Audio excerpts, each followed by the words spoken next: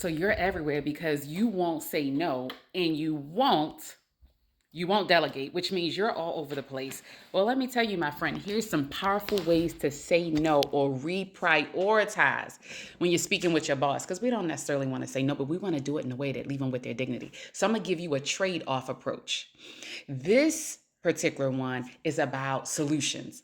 It's solution oriented. It's about protecting your bandwidth without sounding like you're avoiding work. Okay. So you're not going to say no, but this is what you're going to say. You're going to say it like this: I can absolutely take on whatever it is. Here's what's currently on my plate. Which priority should I shift to make room for this?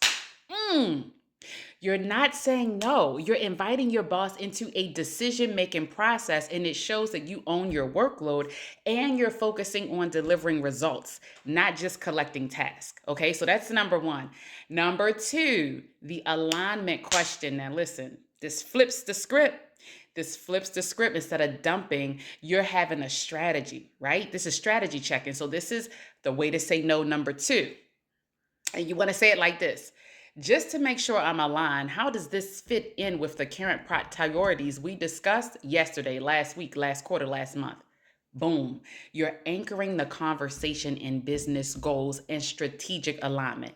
It puts the focus back on outcomes instead of piling on tasks without context. See, so there's no excuses. These are power moves. When you're in leadership, you have to learn to say things as an executive or as a leader. You're speaking the language of focus. You're speaking the language of strategies, results. You're not people pleasing, and you won't be burnt out. If you don't know who I am, I'm Dani Sheldon.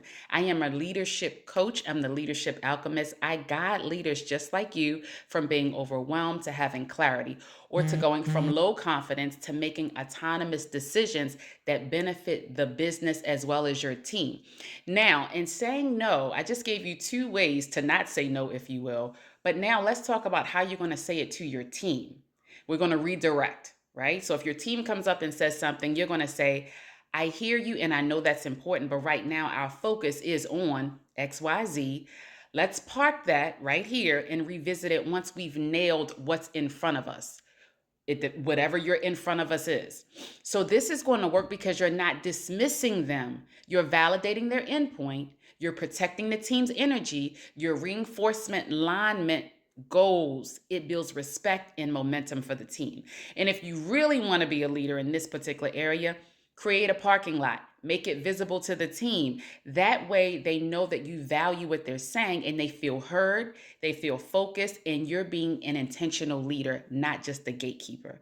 My name is Dani Sheldon. I want you to like, comment, and follow. And keep in mind, I have the Leadership Elite membership. It is at danisheldon.com right here. Once you go there, you'll see it. We meet twice a month to cover objections. We cover what you can do in leadership to be more visible, compatibility, comparability, how you're moving up in the business, how to handle team conflicts, how to coach. We have themes every single month, and we are talking about leadership twice per month for 1 hour, and I'm answering questions real time. Like, comment, follow, and check out Leadership Elite. I'll see you there.